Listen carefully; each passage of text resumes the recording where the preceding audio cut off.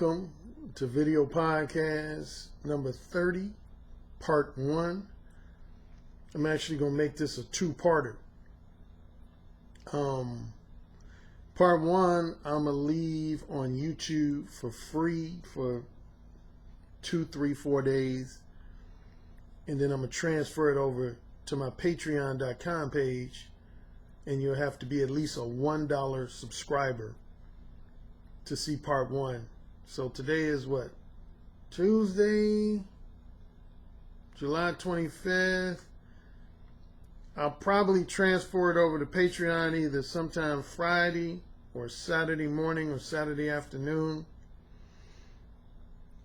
And yeah, like I said, then you have to be at least a $1 subscriber. And then for part 2 of Video Podcast 30, you have to be at least a $5 subscriber on my patreon.com page, which is below. Patreon and other important links to my website, my ebooks, paperbacks, audiobooks. You can find that in the description section below. And then I'll put other relevant links in the comment section below. And you're invited to leave comments, as you always do, on my various video podcasts.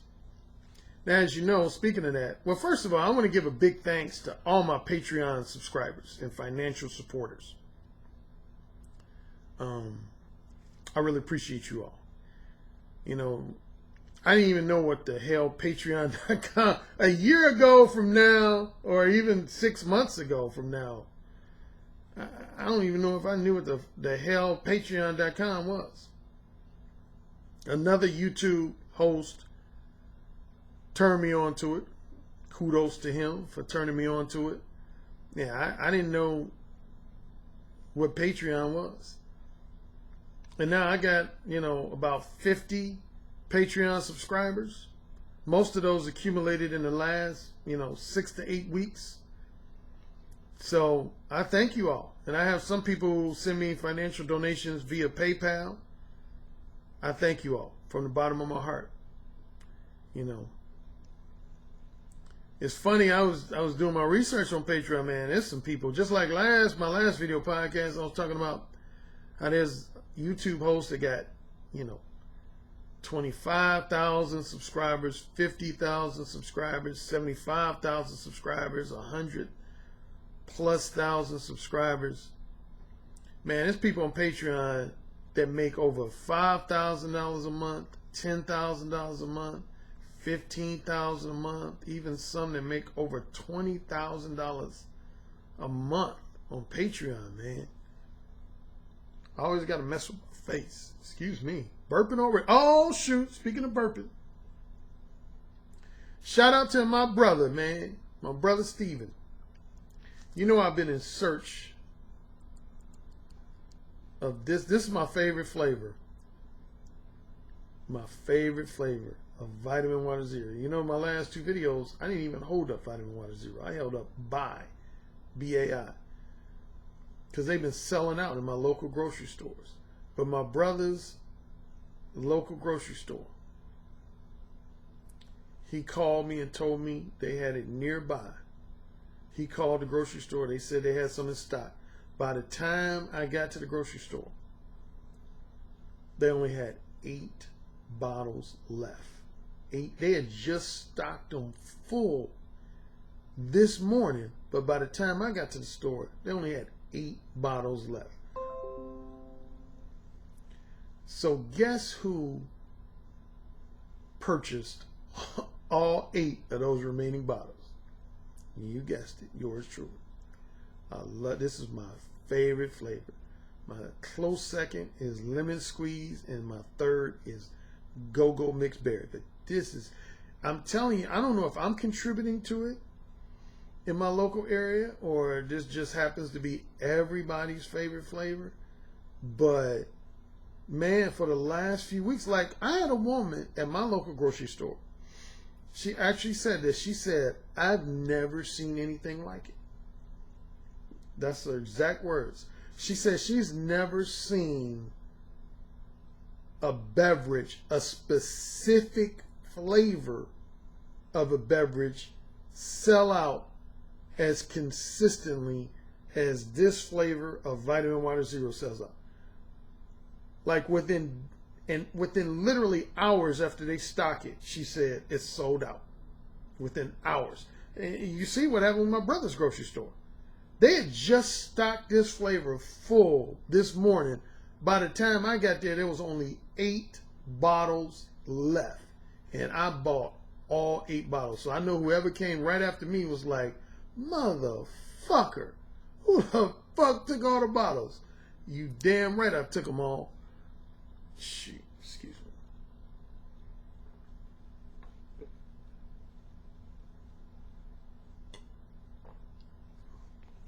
Man, nothing hits the spot like Shine. That's what it's called, Shine. Strawberry lemonade, Shine. Man, I love this stuff. Love this stuff.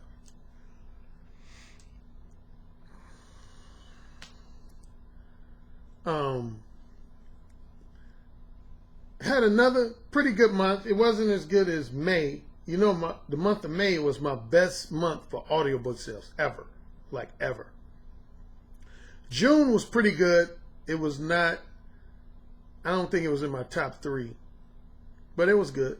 It was definitely in my top 10 best months. My audiobook that continues to sell very well, really ever since it came out, is Ooh, Say It Again. I mentioned this once or twice in previous video podcasts. A lot of people would assume, because Mole 1 is arguably my most well-known book, and I think currently it is my best-selling ebook and paperback. But my best-selling audiobook is actually Ooh, Say It Again. Matter of fact, that is the #1 audiobook that I received the most feedback from female listeners. Because most of my other books, like, well, Mole 1, I get some feedback from women on Mole 1. But like The Possibility of Sex, if women do respond to that book, is 90% of that is negative feedback. Women hate that audiobook. Beta Male Revolution, I've had a handful of women that have given me feedback on that audiobook. Matter of fact, I just had 2 women in the last 2 weeks, actually, that sent me feedback. I had one woman who was married and another woman who had a boyfriend who sent me email feedback for the Beta Male Revolution audiobook. And they actually both said they enjoyed it. I thought it was going to be criticisms. Because I've gotten some criticisms from women on that audiobook. But these 2 women said they enjoyed it. They said they learned a lot. Now I find it interesting that both of them were in relationships. Again, one was married. The other one's been in a long-term boyfriend-girlfriend relationship. I would think more single women would be interested in that audiobook. But speaking of feedback, speaking of female listeners, I owe you an apology. My latest episode of the Erotic Conversationalist should have been posted by now, but I got distracted by some things. And I'm hoping to have that up by Friday. I'm not going to promise or guarantee, but I'm hoping to have that. See, here's the deal. You might be wondering, like, okay, what's taking so long? See, unlike my previous live radio shows that I used to do on Blog Talk Radio, when I do an episode, it's almost like filming a movie. Outside noise. Motorcycles. If any of you know about filmmaking,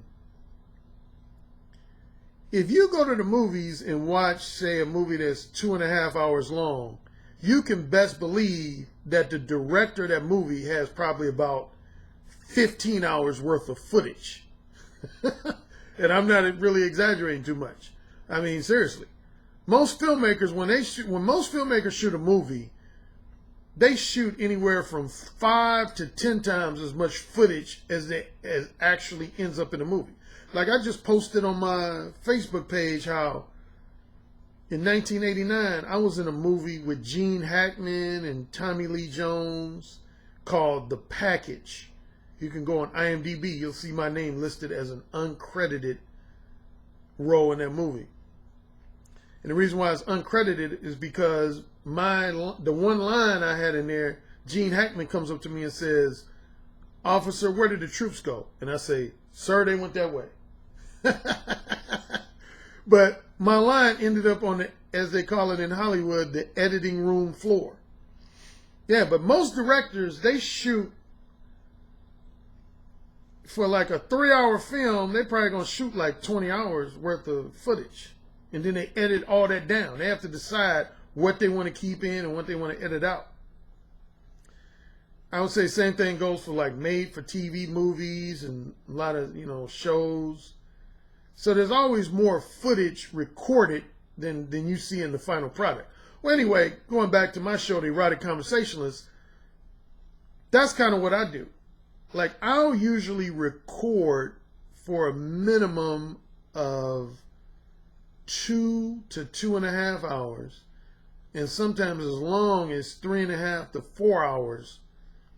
And then I edit it down to about 75 to 90 minutes. Like for this particular episode of The Erotic Conversationalist, I think I recorded total, I got about 3.5 hours worth of audio. I don't want to call it footage because that more so applies to film, but what I would call it raw audio. I got about 3.5 hours of raw audio. And basically, I got to delete about 2 hours of that because I don't really like my episodes to run too much over an hour and a half. The absolute longest I usually like for any episode of The Erotic Conversations to be is about 1 hour and 45 minutes. But usually I like it, my average length I like it to be is about 1 hour and 15 minutes to 1 hour and a half. But I usually record about twice that length.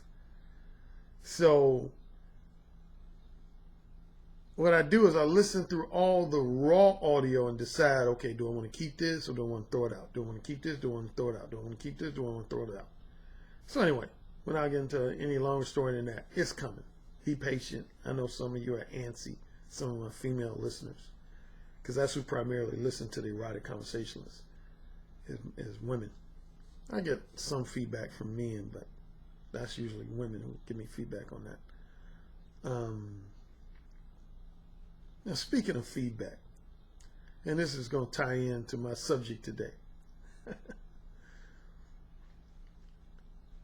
My subject today is going to be about demonstrating your verbal confidence and your verbal balls and backbone with women to separate yourself from the more basic, conventional type guys. Now, as you know, I had one guy who wrote me. Well, I had a few people who've been writing me. If you want to write me private feedback, you can write me either through my 2 Facebook pages. I got one public Facebook page, one private. Well, not private, but personal. And then my email for feedback is youtube@mode1, MODEONE.net. youtube@mode1.net. And since I did my very last video podcast number 29, I had a handful of people write me. Good stuff, bad stuff. One woman asked me the most simple, it was a very simplistic question. Bless her heart. She said, "Alan, I don't want to question your hygiene, your personal hygiene, but do you wear the same black shirt for all of your video podcasts?" And my answer is, young lady, yes, I do. What I do, my grandmother taught me when I was young that if you want to wear the same shirt every day, you just hand wash it at night, you wring it out, you let it air dry, then, you put it on the next day, and then you repeat that process, you hand wash it. No, I'm bullshitting. I own probably about 12 of these black t-shirts you see me in. How dare you think I would wear the same shirt, the exact same shirt over and over and over again? I literally had a woman ask me that. Speaking of also feedback from women, I wrote an article for the Negro Manosphere about, it was called, Are You a 5-Star Lover? Now, actually, this was technically a variation of an article I had already written. I wrote a very similar article to this when I used to write for the Examiner. I don't know, some of my longtime followers know I used to write for the Examiner.com from like summer 2009 through summer 2015. Then they fired me. They fired me because they said I was too sexually provocative and too risque. So yeah, they actually fired me. They said my content was start. Some people were starting to complain. I think it was mainly hardcore feminist types.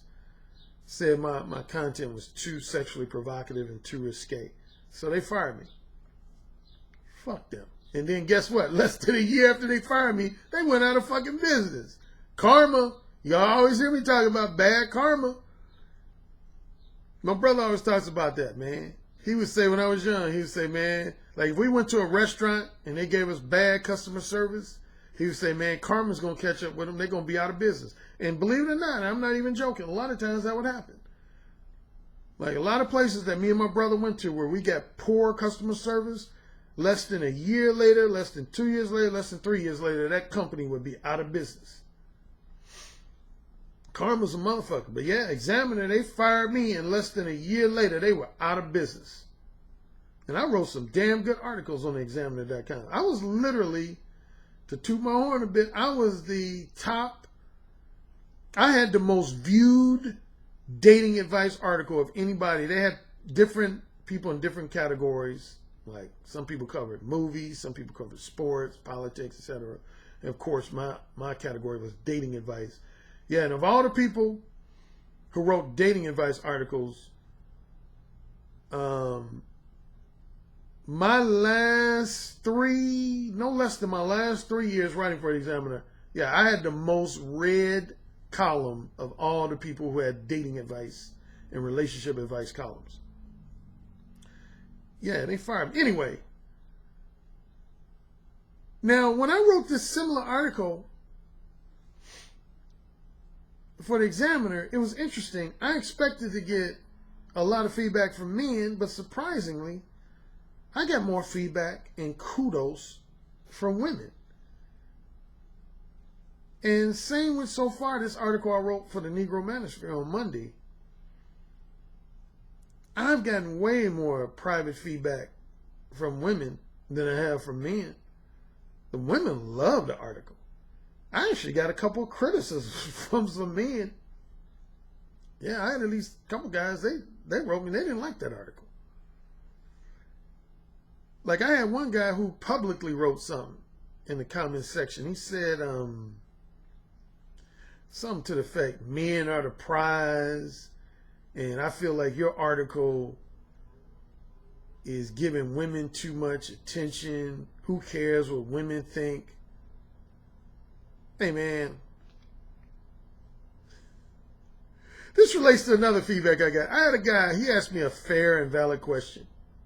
He said, Alan, you mentioned on your last video podcast that you've allowed yourself to be drawn into a lot of beefs with other YouTube hosts and a lot of, back and forth drama. He said, my simple question is why? Why are you allowing yourself to be drawn into, back and forth drama and beefs? And I thought that was a fair and valid question. Simple answer.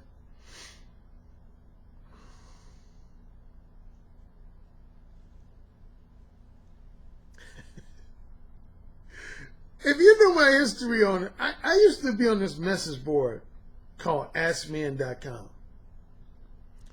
That's probably the closest I first came to being on social media, I don't know if you would call message boards and discussion forums social media in the same way of like Facebook or Twitter or MySpace when it was popular, but I was probably the first major time I interacted with people online and promoted my book. At the time, my book was just an ebook. It wasn't a paperback yet. And that's what motivated me to get on AskMan.com, was I wanted to promote my ebook. And I did. I sold a lot of ebooks on AskMan.com to the point where they banned me a few times because my ebook was so popular. But my brother used to tease me. He used to say, man, why you love posting on there so much? Why you like getting into these back and forth debates with people? Because I had a signature phrase on there. My signature phrase on Ask Men was, after I would break people down in the debate, I would always say, call the tow truck, because your ass just got broke the fuck down. So to answer your question, the person who knows, you know who you are, who asked me this question, for better or for worse, I do like to debate people. I don't really like to argue with people. I always separate between arguing. Arguing is when you're just exchanging random opinions, personal insults, personal jabs, that type of thing. That's arguing. I'm not attracted to that at all. But like intellectual and or philosophical debates, oh man, I love to debate people. I do. Because I feel like 90 to 99% of the time, I'm going to win. As simple as that. So yeah. You know, like, I give one example of where I did later on regret. Like, there was this site that most people familiar with the pickup artist community knew about called PUA Hate. And at least 3 to 5 times a year, I would go over to PUA Hate and just get into a high number of debates. And most of these people were trolls, man. They were trolls, man. And as they always say, never argue with trolls. In case you don't know what that means, you might be ignorant to that term. An internet troll, anytime somebody is posting on a message board, discussion forum, even here on YouTube, and they're not using their real first name, their real last name, they're not showing their real face, then that means technically they're a troll. That's a troll. Anytime you're not sharing anything about your real identity, you're a troll. If you're using your real name, a picture of your real face, then no, that's not a troll. That means you're a genuine, user of that site. But yeah, if you're using nicknames, pseudonyms, fake pictures, avatars, you're a troll. And so yeah, you technically you should never argue with trolls. But yeah, man, that's I've always said, I admit this in my book, I say about people's egos in general, not just mine but everybody's. I say your ego can be your ally at times, and other times it could be your enemy. It could be to your detriment. And so in terms of allowing myself, see, one thing people who know me, who really know me, and I think you've all picked this up from watching me on my video podcast when I talk shit, I have an extremely competitive ego. I mean, I remember Michael Jordan, who everybody knows has a competitive ego. He said about his competitive ego, he called it both a blessing and a curse.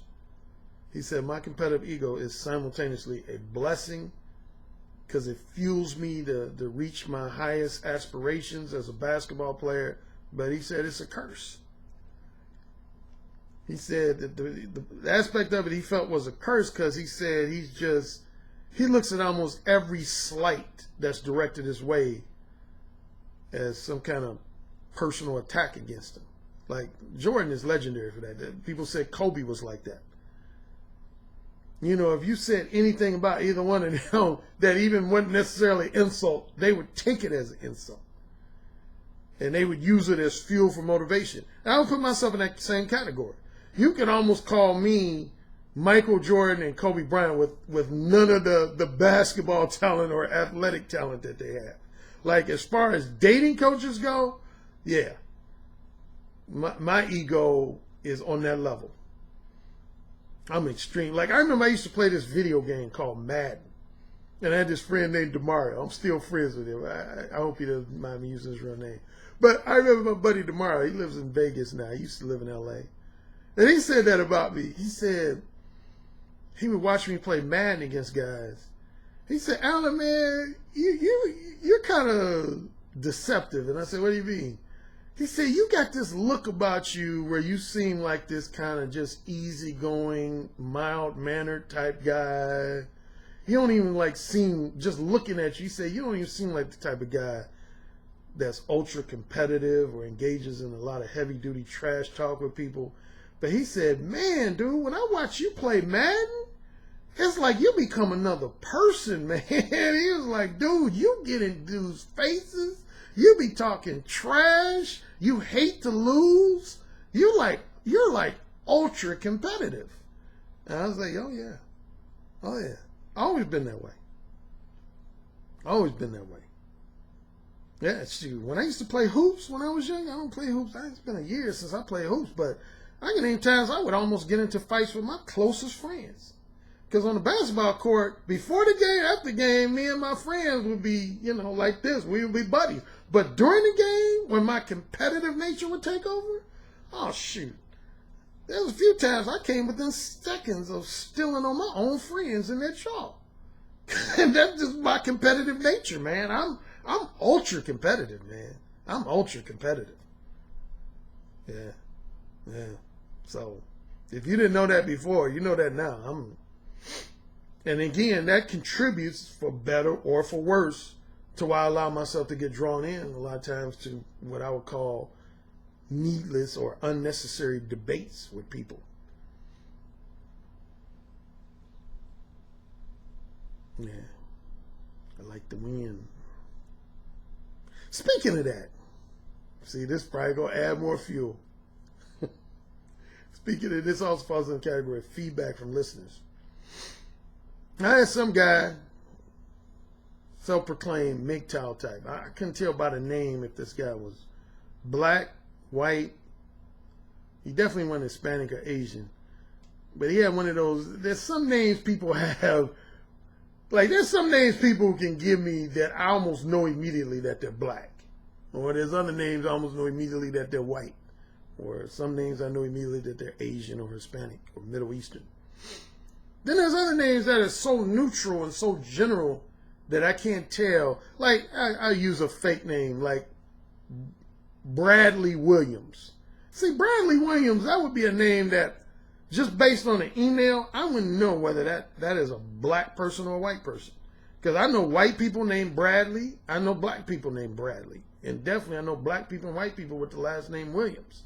So that's one of those names that you just don't know. Anyway, this person wrote me, and this again is going to relate to my topic, both in part 1 and part 2. For part 1, I ain't going to go into too much detail. Part 2, which is going to be a more advisatory, me giving advice to me, and that's going to be exclusively only available on my Patreon page. But this MGTOW guy with this general name, and I don't want to disparage all MGTOWs because I have some followers who somewhat call themselves MGTOW. I don't really have beef with the entire whatever MGTOW nation, but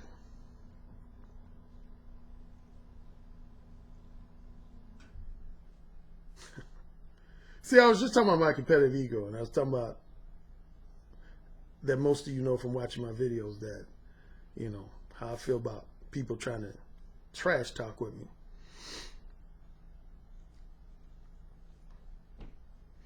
This person said to me,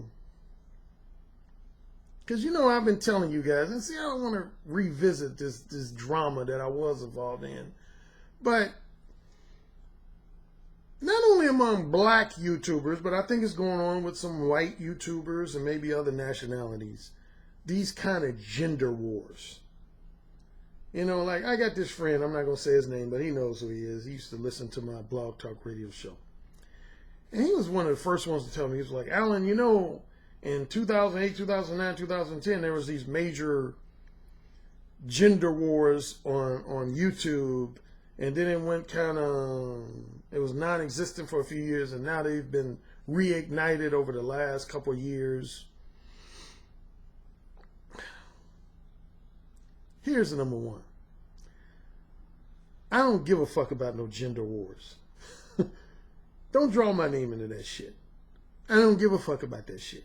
I never went into business as a professional dating coach to get involved in gender wars. That don't add no money in my pockets. That ain't got nothing to do with me. Even the times when I do criticize women, like I do in my book, The Possibility of Sex, I do a lot of criticizing of various aspects of women's behavior. But even that book was not motivated by a desire to be part of some type of gender wars. That's not a priority for me. If that's your priority, as if you're a YouTube host or a follower of a YouTube host, hey man, more power to you, man. That's not my thing, man. It's not my thing, man. I'm not in any war with women, and particularly women who I want to fuck.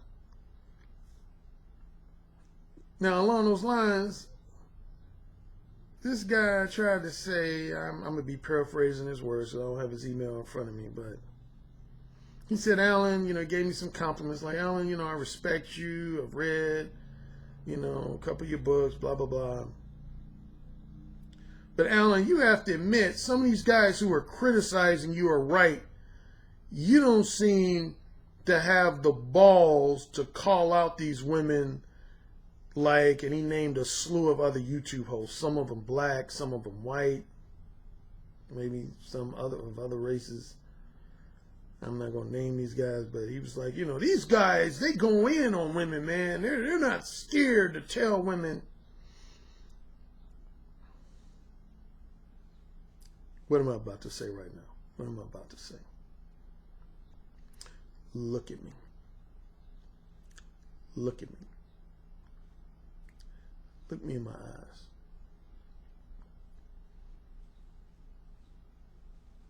Look at me.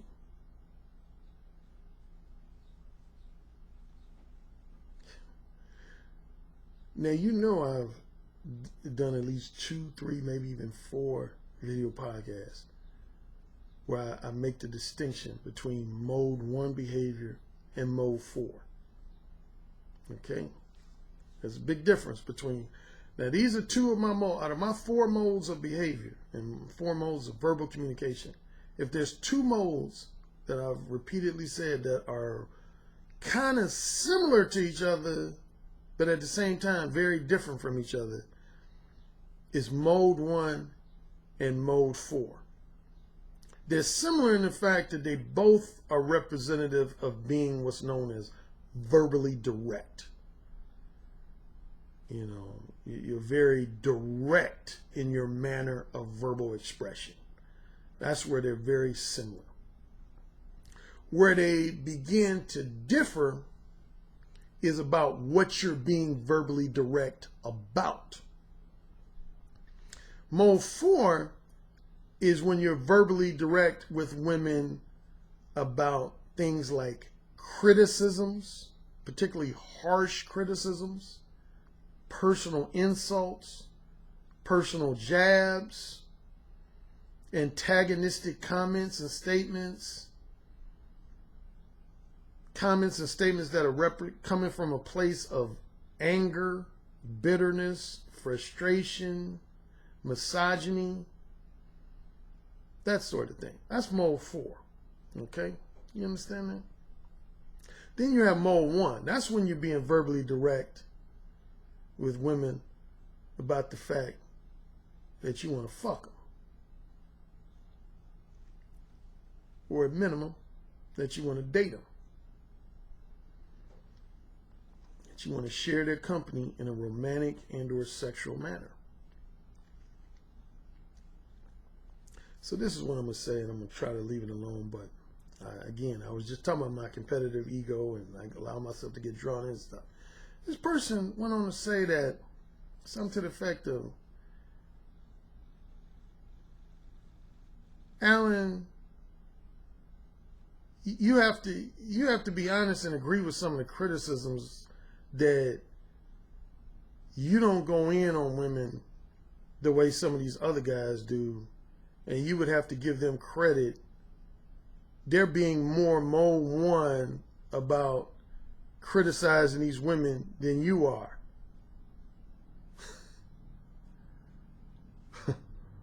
I say once again, look at me. Look at me. Number one, and you know who you are who wrote me this email with your race neutral name. That was a contradiction in itself. You can't be more mode one when it comes to criticizing women, because mode one is not about criticizing women. That's mode 4.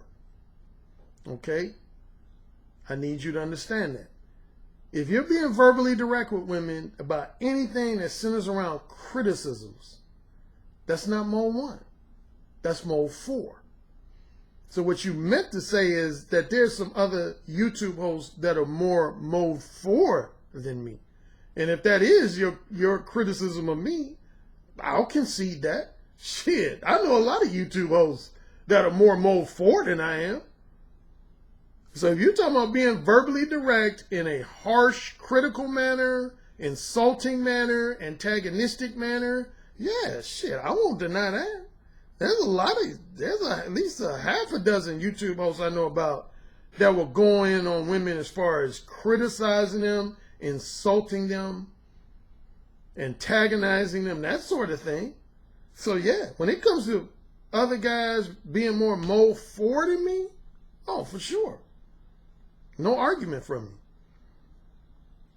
But when you're talking about another YouTube host being more mode 1 than me,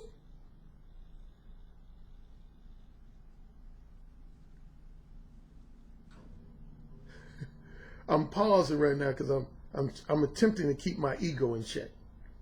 Which, you know, sometimes some of you regular listeners of my videos, you know that's kind of a challenge for me at times.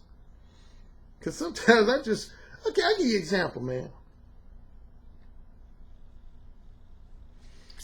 There was a guy, and see, I don't want to bring up old shit, but one of the guys who I had some, you could say back and forth drama with me, he invited me to call into his live blog talk radio show, right? Okay, you got that? Now, some of his listeners and followers and fans, of course, they don't like me. Some of them are former fans of mine that now have turned on me. They say they don't like me anymore. But some of them made comments like, oh, I bet Alan Roger Currie don't even have the courage to call into your show. I bet he don't even have the balls to call into your show. Now, mark that down. First they were saying I didn't have the balls to call into the show. So I called into the show. And there was one section of the show where a combination of my ego and my emotions took over. And I went into this harsh, hardcore, that's my term, hardcore rant, where I said my piece to all my haters and critics about the idea of having verbal balls, manly courage, that type of thing. Now, guess what some of these same fans and followers of this YouTube host and this blog talk radio host said afterwards? Man, that rant Alan went on, that was a little over the top, man. That was kind of excessive. Man, that dude was something else. I mean, I couldn't believe what he said, man. He was talking about fucking other guys' wives and fucking other guys' daughters, and man, that was kind of... So first they said I didn't have enough balls, and then they turned around and almost was saying he demonstrated too much balls. Which is it, man? Which is it? Make up your mind. First I wasn't ballsy enough, then I was too ballsy. Let me tell you all. Again, I give it to you all, some of you YouTube hosts and even followers of YouTube hosts. When it comes to being mode 4 women, oh yeah, a lot of you all got me topped in that area. Yeah. When it comes to going in on women as far as letting them know how fucked up their behavior is and what you don't like about their behavior and what you think they should improve upon and what aspects of their behavior you think should be just deleted from their behavior. Hey, here's what I got for you. See how nice I am? I got a cookie. This is an oatmeal flavored hero cookie. Here's your hero cookie. I'm going to give it to you. I'm going to give it to you. Next time I see you, I'm going to give you this hero cookie. If you want to tell me, hey, Alan, I told this woman on my podcast that she was a bitch. I had the balls to tell a woman she was a bitch, and you didn't, Alan. You didn't tell this woman she was a bitch. I had the balls to tell that woman directly on my podcast show she was a bitch. Hey, here you go. Here you go. Here you go. Here you go. Here's my cookie for you. Here, this is the hero cookie. I'm going to save it for you. Guys like, hey, Alan, you know, you in your books you talk about having big-ass balls, but hey, I had the balls to tell this woman she was an irresponsible mother, and, you know, I told her directly on my podcast that she's had kids out of wedlock, and that, you know, she'll never make any man a great wife. See, you don't have the balls, Alan, to tell women that type of thing. Hey, here you go. Here you go. Here it is. Here's the hero cookie. It's waiting for you. Got your name on it. Got your name on it. Hey, Alan, I'm a brother just like you, man. I'm a black man. And see, I got the balls to tell black women that they ain't shit. I got the balls to straight up tell them that on my YouTube show and my blog talk radio show. I tell black women that they ain't shit. And I don't think you got the balls to tell them that, man. You ain't got the balls to tell those black women that they ain't shit. But I tell black women that they ain't shit, and they ain't worth nothing more than their vagina, and they wear hair weaves, and they 80 pounds overweight, and I tell them that straightforwardly, and you don't. Here you go. Here you go, brother. Here you go.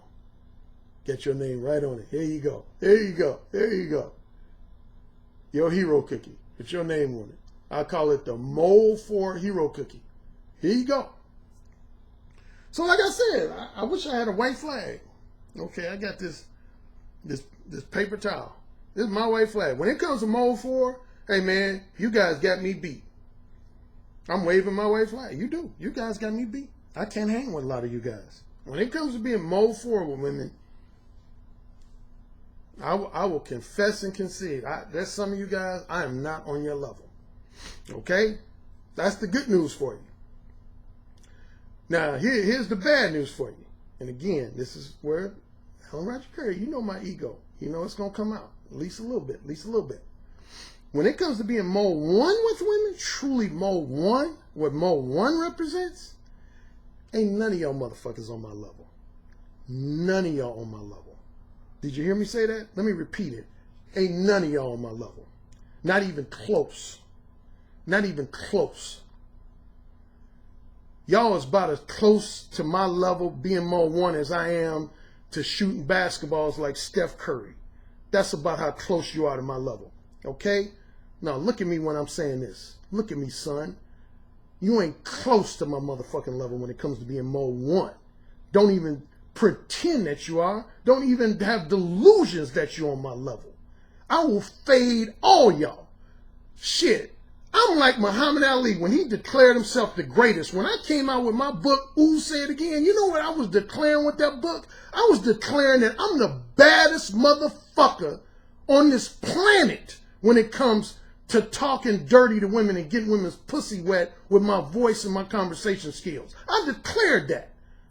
I declared that, and I dared anybody to disagree with me and challenge me on that. I dared anybody. I'm daring anybody right now. I dare you to tell me that you better than me when it comes to being verbally bold with women on a sexual level. I dare any motherfucker out there. I dare any of you all. So just stop that noise. Stop that noise. Again, don't confuse Mole 1 with Mole 4. When it comes to Mole 4, like I said, I give it to a lot of y'all. But when it comes to truly being Mole 1, ain't none of y'all motherfuckers on my level. Ain't none of y'all on my level. don't even think for a microsecond that you are. I remember, I'm going to use this guy by name. I shouldn't, but I am.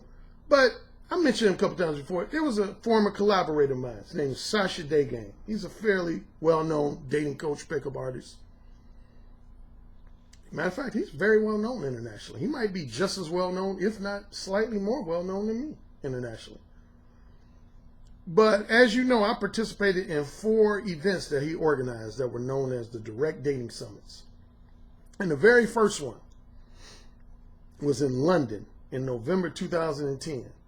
And like many guys, like probably some of you listening to me right now, he admitted that even though I had shared some stories with him,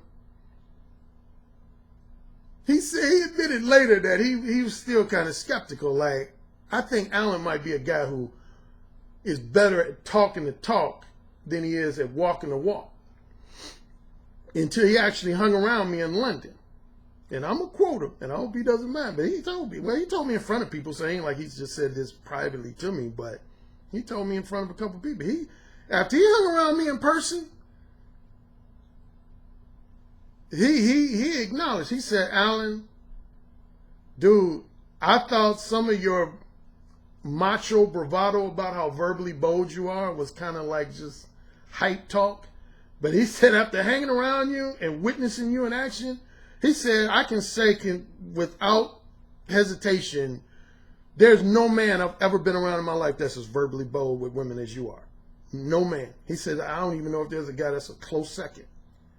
He said, this is his exact words. I guarantee you, if you would ask him, he'll confirm it. He said, Alan, your verbal boldness with women is at such a high level that he said, I'm a man. And it makes me feel intimidated and uncomfortable. He said, that's how verbally bold you are, man. Your verbal boldness makes me feel, as a man, somewhat intimidated and uncomfortable. And if I had to give one more story, I remember I was at a college reunion in 2009. And the way this reunion was, it had some people who were on campus the same time I was, but it had other people who came after me, like who were on campus after I'd already left.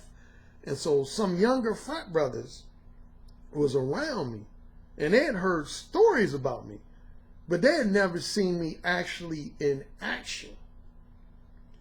And at least a handful of these frat brothers, man, they had a Sasha type reaction. They was like, they told me straight up, they said, damn, Alan, man, you know, I'd heard some of your legendary stories about how sexually straightforward and how verbally bold you are with women, but man, seeing it live and in person, man, they was like, dude, you are on another level, man. They was basically like, your shit's on another level, a whole nother level. They was like, literally, they told me, they said, I ain't never been around a dude who will say shit to a woman in the first 2 to 3 minutes of a first conversation like you will. So I say all that to say, yeah, a lot of y'all can either equal to me or probably even at a higher level than me when it comes to being more 4. But when it comes to being more 1, dude, I can guarantee you, without even knowing you all, I can guarantee you ain't none of y'all motherfuckers listening to me on my level. Why you think people pay me money to teach them how to at least halfway approach my level? That's what I get paid hundreds and thousands of dollars for. Because if you was on my level, you would have already declared yourself the baddest motherfucker at verbal seduction. The baddest motherfucker at talking dirty to women and getting their pussy wet. Which one of y'all have done that? I ain't seen your ebook. I ain't seen your paperback. I ain't heard your audio book.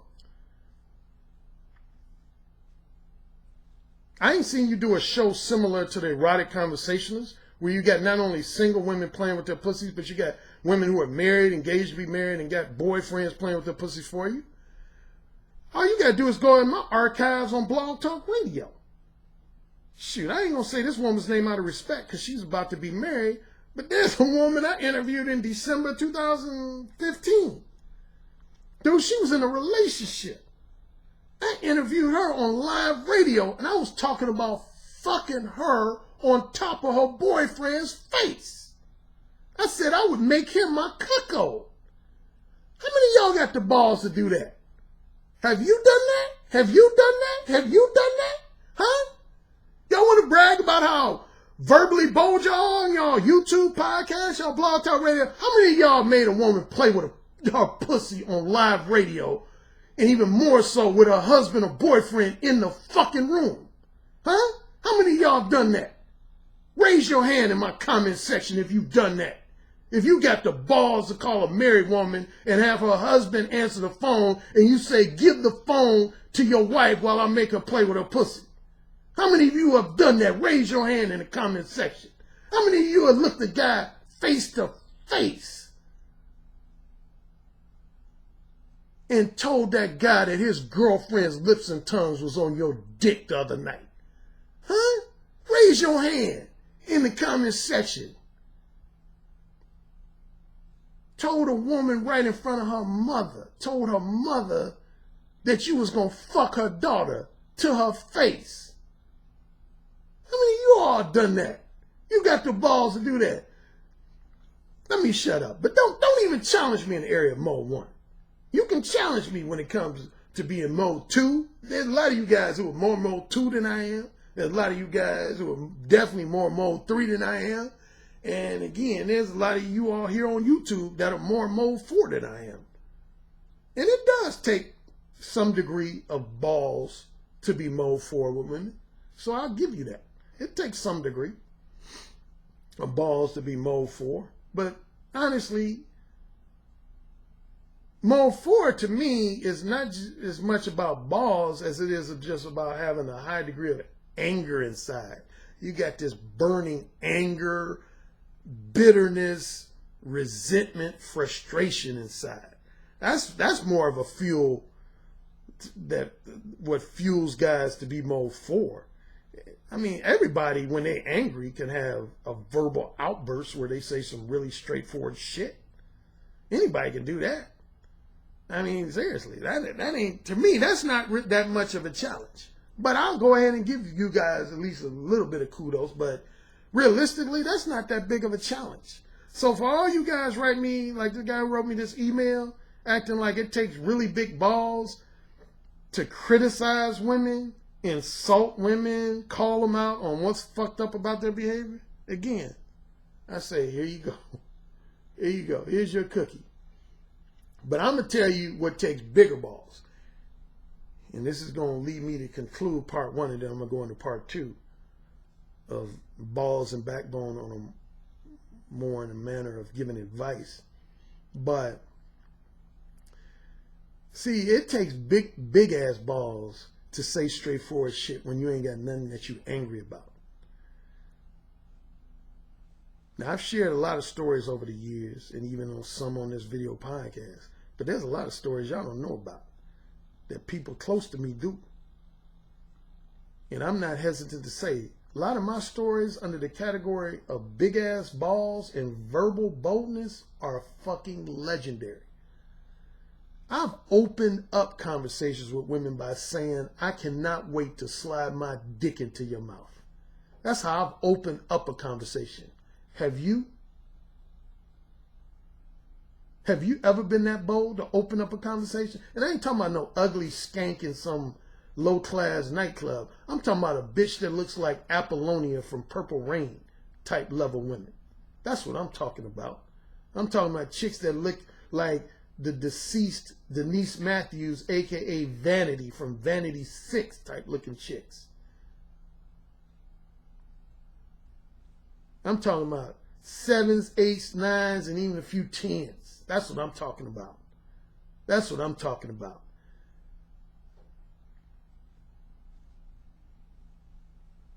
Go look at my Mode 1 ebook, my original, not the updated one, and my Mode 1 paperback, and look at the acknowledgement sections. You'll see a bunch of names, people who acknowledge.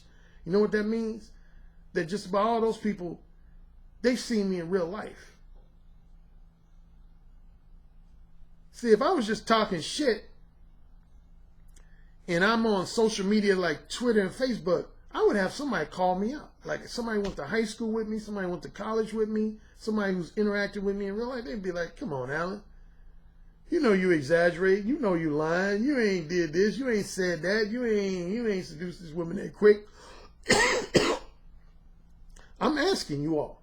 Have you ever seen anybody try to call me out on Facebook or Twitter or any other social media site? Like people that know me in real life? When I refer to myself as the king of verbal seduction, have you ever saw a woman say, Alan, come on, you ain't that bad. Have you ever seen that? Ever. Have you ever seen that? Because just like I talk trash on here, I talk a lot of trash on Facebook, I talk a lot of trash on Twitter. So surely if I was just talking shit and making shit up, there'd be at least a handful of people who know me in real life that would call me out on that shit. They would be like, oh, Alan, that's just Alan talking shit. No, motherfucker, I ain't just talking shit. Like I said, Sasha, that's how he admitted. That's how he thought I was before he met me in person. He said, Alan, some of your stories, man, I thought kind of was over the top. I thought were kind of exaggerated. But he said, man, once I hung around you in person and saw how you talk to women with me right by your side, he said, I will no longer doubt you, man. He said, you are one verbally bold motherfucker. I ain't scared to say shit to a woman. When it comes to being sexually straightforward with a woman, it ain't shit I'm scared to say. Not only if I'm talking to a woman individually, but if she's accompanied by her mother, her sister, her daughter, her brother, her cousins, her father, whoever the fuck. I ain't scared to say shit to a woman. Ever. Matter of fact, I had one friend speaking of that, a joke about that. He said, dude, Alan, it's a wonder you ain't got stolen on by somebody. Because some of the shit I've seen you say to women in front of people. It's a wonder you just haven't had a woman's brother or son or father just still on your ass. And in some cases, that's probably true. But I never have. I ain't never even had a woman slap me. Some women find it hard to believe. They're like, Alan, you surely have had to be slapped at least 2 or 3 times. I'm like, I ain't never been slapped because of being my one. I've been cursed out. But I ain't never been. Number one, a woman, it would be hard for a woman to slap me because my hands are too quick. I mentioned that, I think, in my very last video podcast. I got quick hands. If I say so myself, I'm pretty quick with my hands, man. I mean, a woman would have to almost sucker slap me. Just like a guy, you know how they say you get sucker punched? I would have to get sucker slapped to get slapped. Because if I see a slap coming, my hand is up that quick. I mean, I'm too quick. I would be able to deflect it. But no, I honestly, and I say this sincerely, because some guys have asked me that over the years. They say, Alan, some of the bold, straightforward shit you said to women, I know you've had to get slapped at least. I say, I've never gotten slapped, ever. I've never gotten slapped because of being my one. And even most of the women who cursed me out, I ended up fucking. I'm not going to go into detail about that because that's actually, there's some psychology behind that. But I just leave it at, most of the women who've had the most theatrical reactions to me being my one, those are the women who I usually ended up fucking. Burp number 2. There was a few manipulative time waster types who cursed me out that I ended up fucking. But I'll just quickly say it. I'm not going to go into too much detail again, but I'll probably do it in part 2. But see, most women who are genuinely not interested in having sex with you, what I call the rejectors, they don't tend to have those angry outburst type reactions or theatrical reactions. They tend to be very cool, calm, and collected. They'll just very calmly say, no, I'm not interested. Matter of fact, a lot of times they'll even give you kudos for being as bold and sexually straightforward as you are. I've had that happen quite a few times, where a woman rejected me, but still gave me kudos for how bold, how verbally bold and sexually straightforward I was. So a lot of rejectors, they like that shit. They respect that shit. It's typically the wholesome pretenders, erotic hypocrites, and to a lesser extent, the manipulative time wasters that tend to have the real angry reactions where they basically end up, cursing you out and shit. So anyway, so on that note, I'm gonna end part one. But yeah, man, I just had to let some of you all know on this whole who got the biggest balls as far as what you will say and what you scared to say and all this shit. Again, I'm gonna say it for the probably the fifth or sixth time.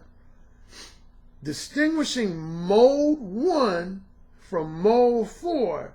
Yeah, when it comes to being mode 4 with women on an audio podcast, video podcast, there are some of you who got me topped in that area. You know how to be more mode 4 with women. I wouldn't say you're more capable of being mode 4 with women than I am. Because if I'm angry enough and motivated enough, I can be mode 4. But I don't have the motivation to be mode 4 with women. That's you guys' thing. I mean, if that's your thing, I ain't hating on you. More power to you. Be my guest. But that ain't my thing. I give you, again, the hero cookie. But that ain't my thing, man. That ain't my thing, man. Being mode 4 with women. Whether it be face-to-face, audio podcasts, video podcasts. I mean, I've gone there a few times, and people I think know from listening to my old Blog Talk Radio show, there's a few times when I went into the mode 4 zone. And there's a few times with me admonishing you fellas where I've gone into the mode 4 zone right here on this YouTube channel with other guys. So I know how to go into mode 4, but again, that's not my thing. That's not what I'm in business to do. But I don't want any of y'all to have delusions of grandeur if you ever try to challenge me on the size of your balls versus the size of my balls when it comes to being mode 1. Because I'm going to say it again, ain't none of y'all on my level. Ain't none of y'all on my level. And I'm saying that as the 54-year-old Alan Roger Currie, I'm saying that. And don't even, if you think the 54-year-old Alan Roger Currie is telling you that, imagine the Alan Roger Currie who was between roughly 21 and 37, 38, 39. Because I've told you guys a few times on my video podcast, I've kind of actually toned down my verbal boldness at least a notch or two over the last 12, 13, 14 years. But when I was in my 20s and 30s, man, y'all wouldn't have been ready for Alan Roger Currie. I'm telling you that straight up. I'm telling you that straight up. Y'all, some of y'all, if y'all was like friends of mine, y'all would have stopped hanging around me. Because y'all would have been like, man, that brother's just too off the chain for me, man. He has no fucking filter. He has no filter whatsoever. I didn't. I had no filter whatsoever. Again, man, I would say anything to a woman. Anything. As far as something sexually provocative and sexually explicit, I would say anything to a woman. I didn't give a fuck. And for the most part, I still don't give a fuck. Only thing now, I would say I've changed. I don't really talk shit to women who are married, engaged to be married, or got a long-term boyfriend. At least I try not to. So in that area, if no other area, I've toned that down. But when I was younger, dude, I didn't give a fuck. Did not give a fuck. King of verbal seduction. Not the prince, not the protege, not the wannabe. King, motherfucker. King of verbal seduction. So for my patreon.com subscribers, stay tuned. I'm gonna have a part 2 to this, probably sometime tomorrow morning, tomorrow afternoon. That would be Wednesday, July 26th, either sometime in the morning or sometime in the afternoon. I'm gonna have a part 2 to this. It's going to center around what I just talked about, only not in a trash talking way. This was more of a trash talking, me talking about having big balls to be verbally bold and sexually straightforward with women. But in part 2 of this, I'm going to talk about how the mindset you need to develop in order to unleash your own brand of verbal boldness and what I call big balls and strong backbone, so that you ain't scared to say shit to women. Because here's the thing, man. If you want to get a woman's pussy wet, you can't be no basic, conventional, cautious type guy. You just can't be that guy. I mean, if you want to be a basic type guy, conventional, cautious, yeah, you'll probably get a lot of compliments. Women say, "Oh, he's so nice. Oh, he's so sweet." But you ain't gonna get no woman's pussy wet though. See, that's my thing, man. I'm all about getting a woman's pussy wet. That's why I don't care about going in on women about what's fucked up about them, man. Because my attitude is, if they ain't gonna end up sucking my dick, give me some pussy, or at least playing with their pussy for me over the phone, I don't give a fuck. Or at least bare minimum putting money in my pocket. I don't give a fuck about that shit, man. That's y'all thing, man. Y'all want to go in on women. I'm about getting women's pussies wet. Remember that. That's my number one objective, is getting women's pussies wet and teaching other men how to get women's pussies wet and get paid for it. That's Alan Roger Currie in a nutshell. Mo one, baby. All right, stay tuned for part 2. Peace. Oh, hashtag balls and backbone. Balls and backbone is the hashtag. Balls. Nah, let me change that.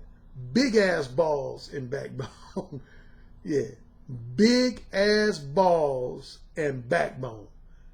BIGASSBALLSAND backbone. Big ass balls and backbone. That's the hashtag for this part 1, video podcast 30. All right. I'll talk to you guys soon. Peace. Yes, sir. Say it again. Yes, sir. Who's the king? Alan, you're the king. Say it again. Alan, you're the king. You're dominating me. Say it again. Alan, you're dominating me right now. Mode 1. Mode 1. Daddy, can I go, please? You're the king. Say it again. Oh, you're the fucking king. Yes. Yes. Yes. You're the king, Alan. AKA the king of verbal seduction. You know, it's the tone of your voice, how seductive your intonations are, the vibrations that you could just reach out over the phone lines and stroke a woman's breast just by the sound of your voice, how you could make her pussy so wet just by the sound of your voice. That's actually very hot. So you said my show was what? I said your show is powerful. Oh, say it again. Your show is powerful. I bet the king would fuck me really good. Oh, yeah. Who's the king? Alan Roger Currie. Oh, yeah. Who's the king? Alan Roger Currie. The king. The king. The king.